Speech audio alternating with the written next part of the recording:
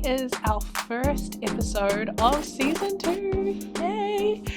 I have an amazing special guest in the studio today. Her name is Takutai Tarsh Kemp, and she's actually a really dear friend of mine. She is the political candidate for the Māori Party for Tamaki Makaurau.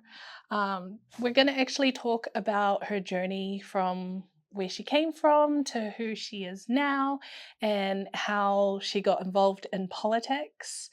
She's an amazing pillar and leader for the community. I actually met her when she was the director of Desire Dance Academy, which is over a decade ago. And she became the CEO of Hip Hop International New Zealand, and she is currently the CEO of Manurewa Marae. She loves to champion the underdog. She is someone who gives voice to those who feel unseen and unheard. So enjoy this episode with Takutai Tarsh Kemp. Okay, great. So today I have Takutai Tarsh Kemp here with me. She's also a very good friend of mine. And we're actually just going to be talking about the strength of a woman and pretty much your journey from where you were to where you are now. So, hi Tarsh. Kia ora, Shah. So good to be here with you this morning. It's always good to reconnect with people that you've spent a lot of time with in life. Absolutely. And we have done that, Yes, for definitely. many years when my tamariki were young. I know. And now they're adults with Yeah, babies. that's right. So it's always good to reconnect, and we're probably more than friends. We're whanau. Whanau. Yeah, from our lives of the hip hop world that we were a part of. Absolutely, yeah. And those are some of my best memories as well, like sharing in those journeys, watching the young ones grow up, but also seeing where they are today and being so proud of all their achievements. So yeah, it's been great.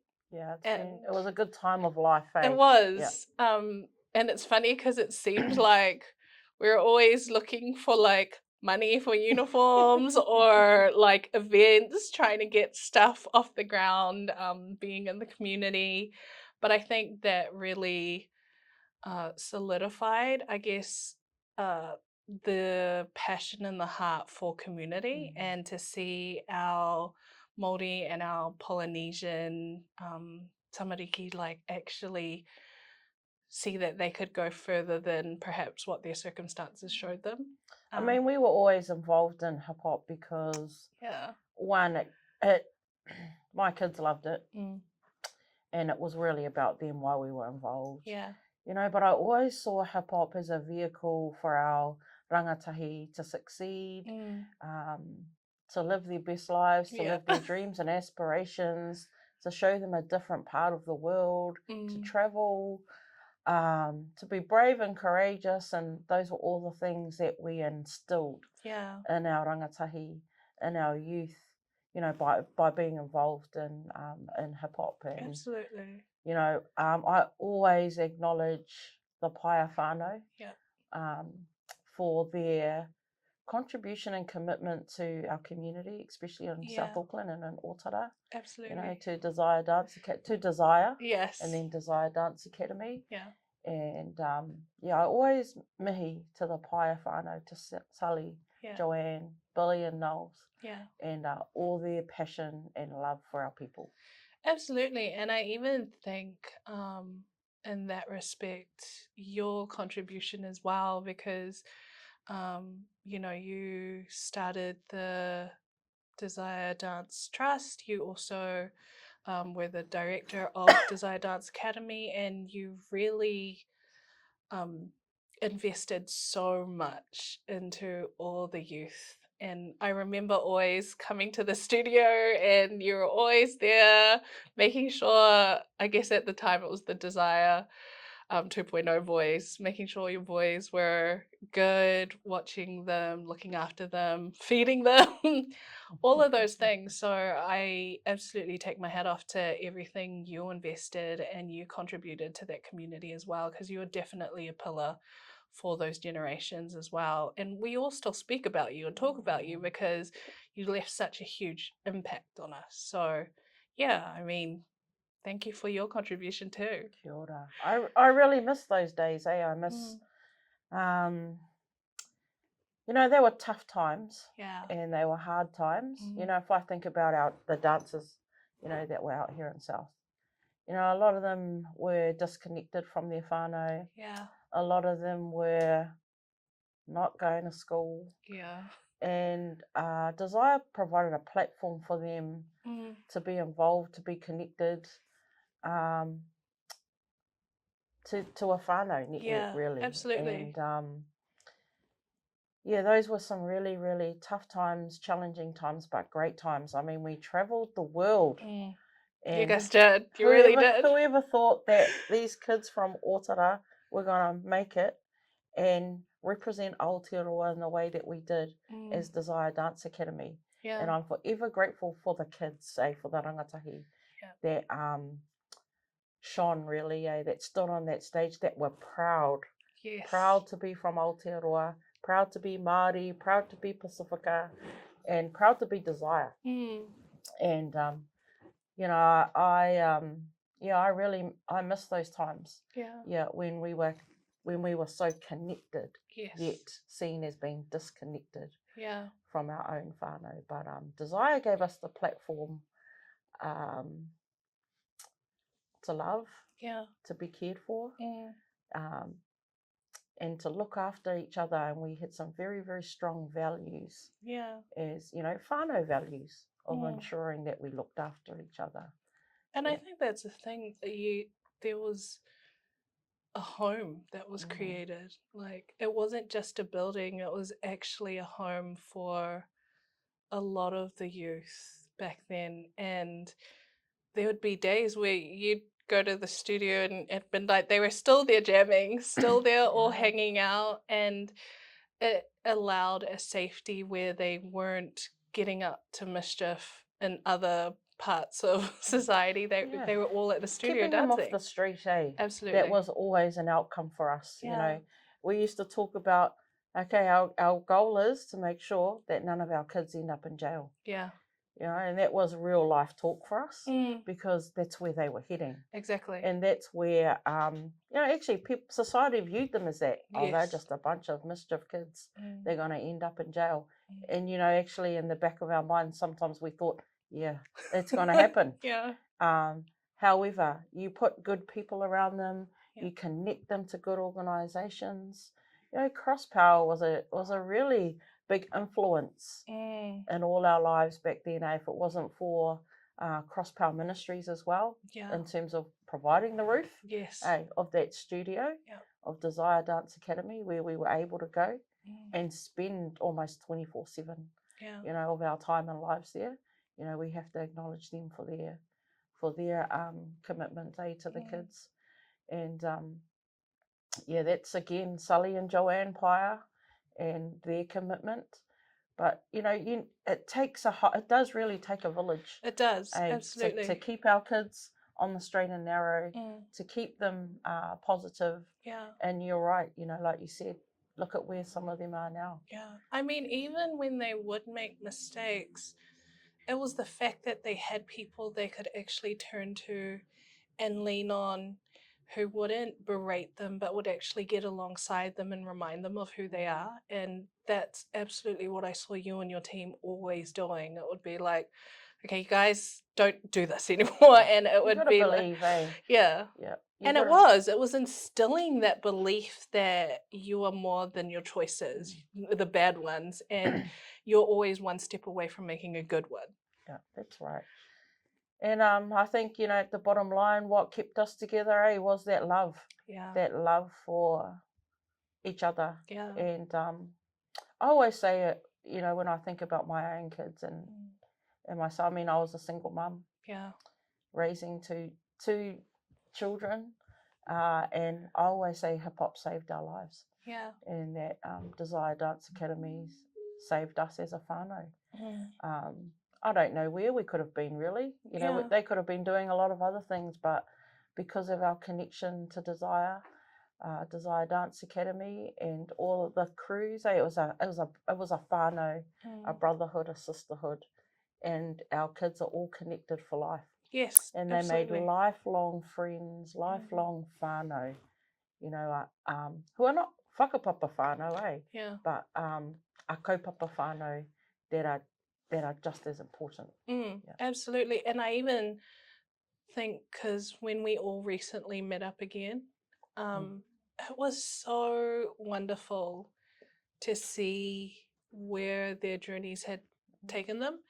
But also, like you said, at one stage you were just, the goal was to make sure they didn't end up in jail. So to see them all being thriving members of society who actually add so much value to those around them, man, that's a real tribute to the investment that you and your team actually had during that time. Because during your formative years are when a lot of the things that stick without you through life, especially when it gets challenging, those are the things that hold you and keep you grounded. So yeah, I don't know. It's just, when I think of those times, I always smile because seeing a lot of these kids who, and in saying that, it wasn't like I was much older than them, but seeing them become who they are now is a real joy and a real blessing. Like, yeah. And it was good to catch up recently, eh? Even though it was in a sad time. But it was good to reconnect. It was. And yeah, you're right, it just brings smiles. You know, actually that day when we reconnected, it brought tears. Yeah. Because some of us hadn't been in the same room together for a long, long time. Yeah. But life, that's life, eh? Yes. And that's one of the things that, you know, I think we always wanted to instill in our dancers and our rangatahi was to be resilient. Yes. You know, and you can be whoever you want to be, but you have to work hard. You know, we had to reinstill or teach those skills to our rangatahi around. You know, if you want to be the best in the world, well, you have to get up. You have to train. You have to work hard. You have to sacrifice. Yes. And if you don't do those things, you won't get to where you want to be. If you transfer those skills that we are teaching at hip hop dance into life. Yeah. And that's what they've done. Yeah. And yeah, I'm really proud of all our dancers. And you should be, because they're all really fantastic. Yeah, they're good kids. Yeah. Yeah. Who, you know, when I see them, they're like, Tarsh. You know, I saw Carlin recently. Right. Like just a couple of weeks ago. Or maybe, a couple of weeks ago. And he said, Tarsh, I want to thank you. Wow. Yeah. For always putting a roof over my head, for looking after me, for feeding me. You'll be proud of me, Tarsh. I said, really? Why? What's happening? He says, he said, you know those videos and the footage you see of the All Blacks, you know, on the try lines and that, that's me. I'm the videographer for the All Blacks. And I said, I am so proud of you, Carlin. Oh my gosh, how many of the boys are like in media? That's crazy to me. And not even like small behind the scenes guys. They're like actual like shot callers. And it's crazy to me, but also I'm so excited because I'm like, wow, you guys did it. Like, you when actually I watch did the it. All Blacks now, I think, there's Carlin. I love that. Yeah, neat, hey. So I'm going to pivot a bit because we've spoken a lot about your time with Desire, but what we're wanting to talk about in this episode is also strength, but you are, like I said before, the political candidate for Tamaki Makaurau. Before we get into that, I actually want to know more about your story and what drove you to be who you are today. Well, ko Takutai Māori, the Tarsh Kemp tōku ingoa. Nā reuru Ngāti tūwhare toa me nā iwi o mō kai pātia kei taihapi ahau. I always tell people that, you know, in my current role, I am the privileged and humbled CEO of Manirewa Marae. It's been the best employment gig I've ever had. And the reasons for that is because I get to serve my community. I get to be on a marae every day. I can't go home. I don't go home, Right. you know, to my own whānau because I live here. I'm urban Māori and I live here in Tamaki Makaurau and work keeps me here. So I don't go home a lot. Right. And you miss home. But Manirua Marae has become my home away from home. Right. My marae away from home. And yeah, I just get this opportunity to be Māori every day, all day. Yeah. And I don't have to fight to be who I want to be. Right. Yeah. I am who I am as takutai and in a place where I get to stand and be confident and be proud. Yeah. Look, I was brought up with my grandparents in Waitotara, which is South Taranaki, at Takido Marae. So I'm a marae-bred girl through and through. Yeah. Working on marae, being on marae is natural to me because I grew up on a marae. Right. With my grandparents. And then because my dad was in the army, so as I got older, my grandmother let me move back to my parents, and my dad got posted to Auckland. Right. So that's how we ended up here, or how I ended up here in Tamaki Makaurau. I was 14 when I moved to Papakura, and I went to college at Rosehill College. Okay. And yeah, I've been in Tamaki Makaurau ever since. It's been a great place to live. I love Tamaki Makaurau. I've had my children here, Tamania and Tani Jade. And yeah, this has just been life for us. I never had a dream or aspiration to be a politician. Okay. So, you know. But here we are. Here we are. And it's only taken a short few months. And I guess it's because of the work that I have been involved in since I have been here. We talked about hip hop dance, you know, and the work, and that was a passion. Yes. That wasn't my job. Yeah. You know, hip hop dance, Desire Dance Academy, the director for HHI, for Hip Hop International New Zealand. Those weren't my job. Those weren't jobs.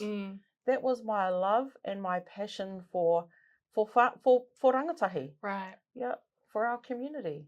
Yeah, so it wasn't a paid gig, but I spent so much time in that space. Right. You know, really knowing community, knowing where to go to when you need resources to help get these kids to America every year, year after year. 15 years in a row. Wow. We represented Aotearoa. I went to the US for hip hop. Wow. And yeah, so it wasn't ever I think I'm where I am because of the work that I've been involved in community. Right. And I am where I am as an emerging politician because community have put me here to represent them, to represent the voices of the vulnerable, the voices of those who are whakamā or too afraid or shy to front their issues and concerns and challenges, and they've asked me to represent and to stand for them. Because I know you, there's no one I would trust more. Like, you are definitely someone who is always wanting to uplift those around you, and seeing a lot of these big parties continually, I guess, promising things that aren't delivered. And it's very demoralizing, but even as someone who is Pacifica, it can be very soul crushing when you hear people, I guess, not take into account our stories and not take into account that our lived experiences matter. Yeah, I think it takes a lot of courage and a lot of bravery, strength, you know, to stand, right, and to stand in the gap for our people. But when I think about it, I think our people deserve it. We deserve to have the best. Yeah. We should never be treated like second-class citizens. Absolutely. And I always remind ourselves that we got to remind ourselves this is our whenua, and our tupuna gave consent for non-Māori to be here. Yes. And we can all share and Absolutely. live together in harmony. But what we don't want as Māori is to be told what to do. We didn't invite non-Māori to be here to be oppressed and suppressed. Yeah. For our language to be taken away, for our land to be taken from us. We've been homeless since 1840, since the signing of Te Tiriti o Waitangi. We're now houseless, and there's a crisis. But what I think about is the beauty of our people, the potential of Māori and Pacifica whānau, and what we bring, and what we bring and what we contribute to Aotearoa. But we can all live in harmony. Absolutely. We can all share. But what we do know is that we will not go backwards. Yes. Anymore. And that this is the time I have never felt it or seen it in a long, long time. There is a change. Yeah. In the air, and our people are asking for change. Don't be disillusioned from the polling that you see that's coming out. Right. Because they don't actually ask our people. True. And those poll results are actually paid for by political parties. Right. Yeah. Which aren't us. Yeah. Yeah. So never be disillusioned by what we see. We always say there's a wairua in the air. Yeah. And you can feel it. Absolutely. And it's positive. And our people are now thinking, actually, I don't actually want to vote for a bigger party. So there's nothing wrong with being a minority. Yeah. We might be small in number, but what we say at Te Pati Māori, we're big in energy. Right. Yeah, Totally. And that's what we bring.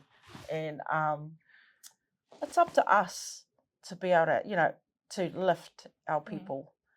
And I've always seen that as a, that I've had I've always felt a responsibility in the work or the roles that I've been a part of, or the different community connects I've been a part with, to actually be there to uplift people. Right. My grandparents were like that. Yeah. My grandparents would give you the shirt off their backs to ensure that you were fed, that you were looked after, that you were loved and cared for. And I was brought up with them. So I know nothing else. Right. I don't know anything else but to care and love and manaaki people. Right. And those are the key values and components of marae. Yeah. That we manaaki whānau i ngā wā katoa. We will never turn you away. Right. Yeah. So that's a strength in me. Absolutely. That, of my upbringing, and then coming to Tamaki Makaurau, living in an urban environment and just transferring those skills that I've been brought up with. It's natural to me. It's normal to care for people. I don't know anything else. I don't know why you wouldn't. Yeah. Exactly. Why wouldn't you? Why wouldn't you care and love people? But there are groups in our communities that do not. Yeah. Or see us differently. Absolutely. There is racism. And I always say racism is alive and kicking in Tamaki Makaurau. Yes. And we're seeing it during this political environment. I know. As soon as my hoardings went up, man, I got bulldozed, I've been spray painted over, all sorts of things in hoardings. And it's really interesting, because the negative could get you down. Yeah. People send you videos, photos, and you just think, wow, what's happening out there? But you've got to use that and turn that into a strength. You've got to use the negativity to fire the puku, to fire that, you got to turn that into a positive energy. Yeah, you can feel it in your puku, and so you've got to turn it around into a positive energy. And actually, I think, well, ka aroha to them, because life must be really sad and dark if that's how they treat people. Yeah. And you know what we say in Te Pati Māori is, we're a forever movement. You know, our people are forever. We're not going anywhere. Yeah, absolutely. You know, we're not going anywhere. And we're actually just going to populate more and become stronger and stronger as Māori. And talking about Māori, you're the indigenous people of this land. And yet, it's funny because I've been, with my studies lately, I've been doing a lot of research around the Treaty of Waitangi, but also I'm part of Halal and my kumuhula, especially with everything that's been going on with Maui and even just all the stuff that's happening there. When I became a haumana under her and she started sharing a lot of the ike within our halal, there was this fire, I guess, that was lit inside me at the injustice that the Hawaiian people had faced in being illegally occupied. And it made me so passionate because this was a dance form that I absolutely love and adore, and it's something that makes my soul come alive.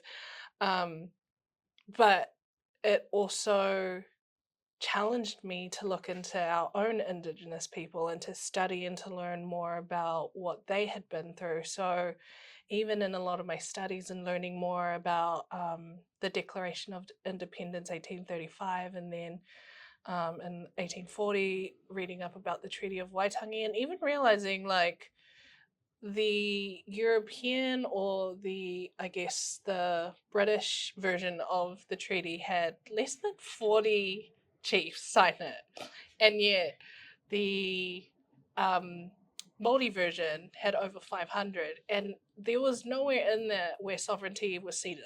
So for me, learning this stuff and realizing that there are such parallels between Hawaii and here, it just made me start to, I don't know, something was lit, but also just the injustice just made me like, oh, why? Like, why can we not all share? Why did this need to happen the way that it did? And you just see it throughout history where, you know, in the 1840s, Māori were the majority, and by the 1860s they were the minority because there were so many people who had come over and colonized these lands. And yet I'm like, do people not see that this is like less than 200 years old, and that like the indigenous people of this land are actually what kept it safe? I mean, you just have to look at areas where iwis and tribes are the only people allowed to fish on those lands, and you see how much abundance there is because they look after it. They actually like protect these areas, and they use what they need, but not to the point where they pillage and ruin the resources that have been naturally given. So it's very interesting to me when I think about how our Indigenous people are treated, because obviously I'm Pasifika, so I'm Samoan, predominantly Samoan, and I look at how we are in Samoa, and then how me being, you know, tangata tiriti, it's like I'm here because of that treaty. Like I'm here because the Indigenous people of this land were like, yeah, sure, you can come and share in what we have. And, you know, and yet it's the tangata whenua who have really suffered. So it's an interesting contradiction to live in a modern society and but also see the underbelly of it, which is, even though we're not second-class citizens, we still get treated like that, and it's 2023. Like, yep, colonization has really impacted our people. We say that Māori are the first stewards and custodians of our nation and of our whenua. And there's been a lot of damage, that has happened over the years. But now, there are those, I just think of the future, for our mokopuna and the future of where we could be. And there are those that have now come through kōhanga, kura kaupapa, wharikura, that know their reo and know who they are. Right. And they're the generation of now. Yeah. Yeah. And they are going to lead us into the future. Right. And they're going to make changes. Yeah. And I'm really excited for the future of what can happen for us here in Aotearoa. But for that future to happen, we actually have to vote. Yeah.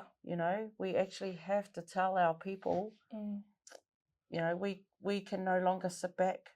We have to get off the fence. Yes. And we have to exercise our right to vote. They say that our people are disengaged, but we say our people are disenchanted. Yeah. We need to uplift our people, and we have to be able to show them that we care. Yeah. Yeah, that we care for them, and we care for the rights and the future of the generations to come. Right. And Te Pati Māori is a forever movement. And we're not going anywhere, but it's going to take us a lot of work to be able to lift our people out of poverty. Because let's face it, the biggest group, the biggest iwi here in Tamaki Makaurau is Ngāti Pōhara. Right. Our people are in poverty. Yeah. And we have to lift them out of poverty. To get them out of poverty and to lift them out of poverty, we have to make transformational change. Yep. That's meaningful to our people. How are we going to do that? You have to vote. You have to vote 2 ticks. Te Pati Māori candidate vote. Takutai Tarsh Kemp. I've never been one to put myself out there. Never. Absolutely. It's not. I think politics is the last place I ever saw you. Yeah, I understand the reason why, because a lot of the time it's the people who don't want to be there that need to be there to make effective change. So when I saw you start this journey, I was like, yes, perfect person to do it. Like, absolutely, go for it. Because I knew, and it's funny because I'm not Māori, but I felt like, shucks, Tasha's in there. Like, we're going to have a voice. That's honestly how I felt, because I've just been listening to these Barangi politicians, and I'm like, please, somebody tell them, like, can someone give them a clue? Please, please. So seeing you there, I was like, wow, there's someone representing us. Like, that's how I felt. And again, I'm not Māori, but I know you, and I know that it honestly felt like, shucks, my voice would get heard because you're there. And if I could give a message to our rangatahi, or to our whānau out there, I would say, look for a party who's going to look after you and your whānau, who's going to look after your future generations, look after your mokopuna. Vote for a party that will care for you, that will feed you, love you, and house you. And I think that's the thing, like, Polynesians in particular, and especially a lot of Samoans I know, have always thought of the Reds as the People's Party. And I was like, yeah, that was true back then, but it's a very different party now. And a lot of the time you feel like when you vote, that these guys are always going to be in the lead, and so your vote's pointless. That's a lot of how people feel, you know, like, great, we're still going to end up with the same two parties in power and control, so we're never going to be heard. But I think that's where we actually need to flip our thinking and realizing that not voting allows for them to stay in these places. Exactly. Not voting is a vote for the bigger parties, or not voting is that vote for that racist party, you know. And I know our people feel like it's a waste of vote, but it's not. And if it's, you know, now's the time that we ask for our people to rise up, you know, to take that opportunity to come out and vote for what matters for you and your whānau. It's all about hearts and minds for our people, you know, and because we're relational. How do we break the shackles of poverty when it's all you've known, and especially when you've been oppressed so much to the point where they're telling you, this is your life, this is your circumstances, you can't break out of this because this is who you are? Well, I've always said to rangatahi, you can be whoever you want to be. You know, you just have to work hard. We should never allow society to determine who and what we stand for and who we are. And when I think about lifting ourselves, our people out of poverty, we need transformational change. Right. And one of those things is around policy. You need policy that is meaningful to our people. Right. So one of those policies for Te Pati Māori is tax reform. Right. Removing GST off kai. Yeah. You know, you can put 15% back into your pocket immediately if we remove GST off kai. And not just fruit and veggies. Come on now. That's not going to do anything for our people. You need to remove GST off all kai. You know, excluding, of course, alcohol and cigarettes. Yeah.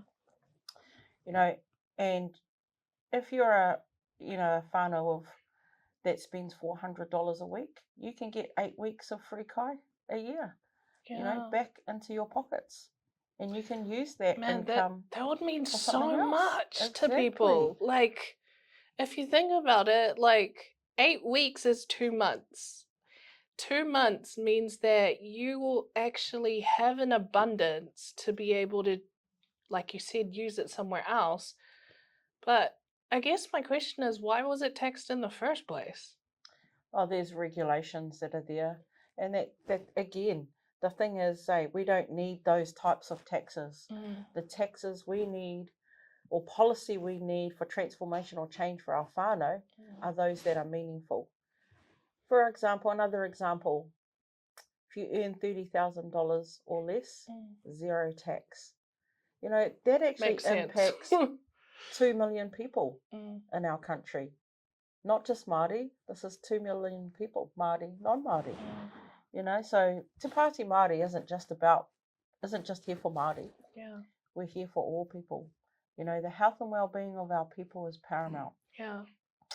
And that's more important than anything else. Yeah. It's people. I think that's the thing, though, is that when we look at a person, we're looking at their whole well-being. That's physical, mental, spiritual, emotional. And yet a lot of the policies that are in place tend to take out the emotion of a lot of stuff.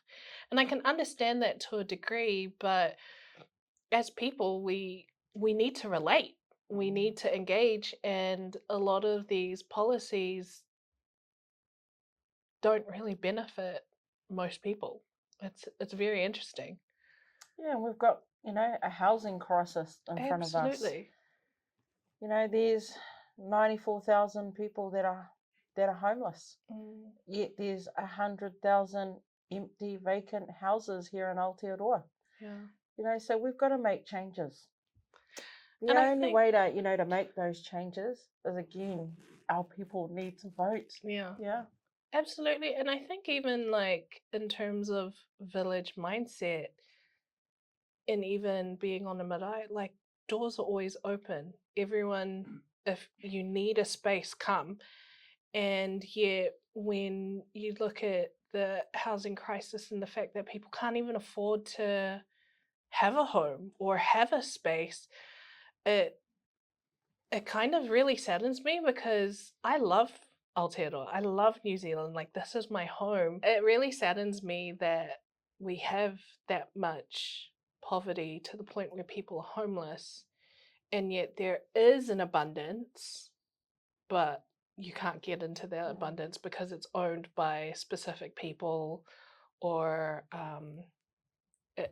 it's just not shared, I guess. It's not, considering like 50 to 100 years ago, the difference between the salary of your working man and a CEO of a company was like maybe 5 to 6 times the amount earned, whereas now it's like 400%, 500% differences. And it's like, what happened? Like, we were one of the most generous people, and now it just feels like everyone's out for themselves.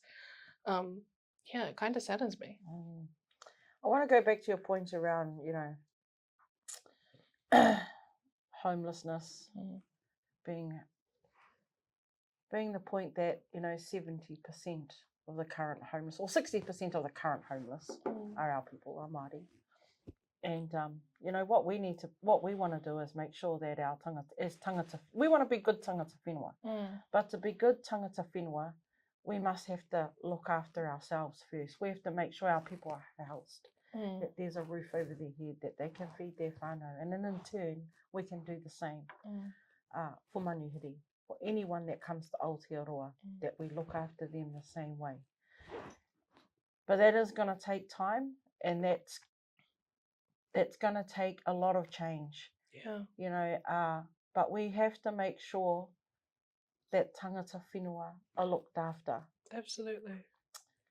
Our tupuna have done that, consented for that when they allowed, not others to be here. So we've got to find ways to uplift our people out of poverty. Yeah. It's going to take a while. It will. But it can happen. And, I see that, my role in the current space that I'm in is to help grow the next generations. Right.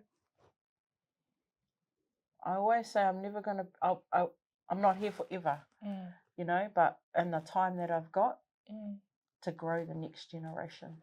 Yeah. Yeah. I love that. Because they're going to be better. They will be.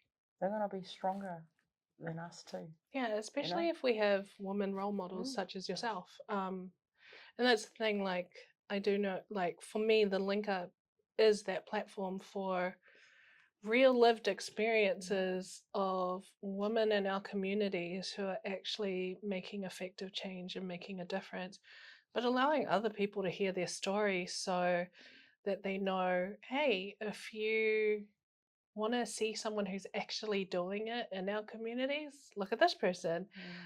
See the impact that they're making. I want them to leave these episodes and these conversations inspired, empowered to know that what they have in their hands, they can do something with to make change in their social circles. And I know that politics wasn't your end game, but at the same time, I can see, like, just through all the different seasons of your life and being so involved in your community, it's like, why not? Why wouldn't I stand up? And I think it's a natural progression. Yeah. When you hold leadership roles. Absolutely. We're a political people. We're not apolitical. And we've got to stand up for what we believe in. Absolutely. And so when you're in these leadership roles, and especially as a wahine, it's natural to progress into politics. Right. Because every day we're always challenging what we believe in. Right. And we're always in a space where we can encourage and motivate and uplift. It becomes natural when you're a mum. Yes. When you're a grandmother, you know, and it's the best job actually that I've ever had is being nanny. Yeah. And they change your life. Yeah, it's very evident. And but it's just natural. And as being a Māori woman, it's part and parcel of your journey in leadership. Yeah. To end up and to be able to advocate, to be able to advance the voices of our people. Yeah. And that's what I'm doing. What has it been like to be in your type of leadership roles and be in spaces where mainly men dominate? Yeah, that's natural too, eh? It's but you just gotta kia kaha. You've just got to know what it is you're there for. Right. And that you have to know that your voice needs to be heard. Right. And that's never really worried me. You know, being in a room full of men. That's never worried me because there is a place for us as women. Yes. And we just need to never be afraid, to continue to be brave and courageous, and to stand up for what we believe in, like we do when we think about our own kids and our mokopuna. We want the best for them. Yeah. So you use that to give you the courage to stand for our people. Takutai, what are some final thoughts you'd like to leave with our listeners and viewers of the Link Up? I think to you know, for those that are watching, listening, to be brave, to be courageous,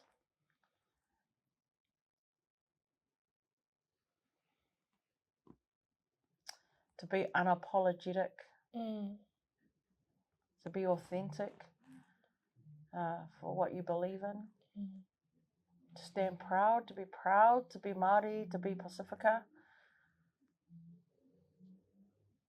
I always tell rangatahi to live life and enjoy life. Have fun. You got to have fun with it, you know, with all the hard times, the challenges. Right. Always have fun. Right. Always see the good in people. Otherwise it'll get you down. Always take opportunities and never let them go past you. I've learned so much more about you through this kōrero, but I also love that who you are naturally exudes strength. You're definitely a leader amongst leaders, and yeah, it's been a privilege and honor to have you on the show today, but even just this episode where we get to talk about strength and everything that's encompassed in that. I wish you well on your political journey. I'm excited for people to get out and vote. But I also am so excited to see the changes that you will bring as you go along the path that you're going on. So yeah, thank you so much for being here, and you know I love you, and I'm just really privileged and honored that you chose to come on the show today. Kia ora, ngā mihi sha. Hey guys, it's been a minute. I have been on a long extended break due to health reasons, but hey, I'm back now. So we've got season 2 in the making. We've got some fantastic guests, special guests who are going to come and share their lived experiences, their journeys, the challenges they've faced, how they've overcome. And I hope that you'll be really inspired, encouraged just to hear what they've been through in life and to see where they're at now. Just so you know, the Link Up, as a reminder, is all about empowering our Pasifika and our Māori women to see beyond what their current circumstances are, to get encouragement, but also to just build a community, really. That's really my heart behind the Link Up, is to build a community of women, and it's not restricted to women, but build a community where people feel seen, where they feel heard, but also where they can come and learn new things that perhaps they may not have known. A lot of these special guests do have backgrounds in business or education or even entrepreneurial things, and they draw from a wealth of different experiences. So it's a very eclectic type of show, and if you've never watched the previous season, you can find us on YouTube, Facebook, IG, Twitter, and TikTok. So we're definitely there. We've done eight episodes in our previous season 1. So yeah, as we go into season 2, I hope you guys look forward to what's going to come. And yeah, we're really excited to share more women's stories with you.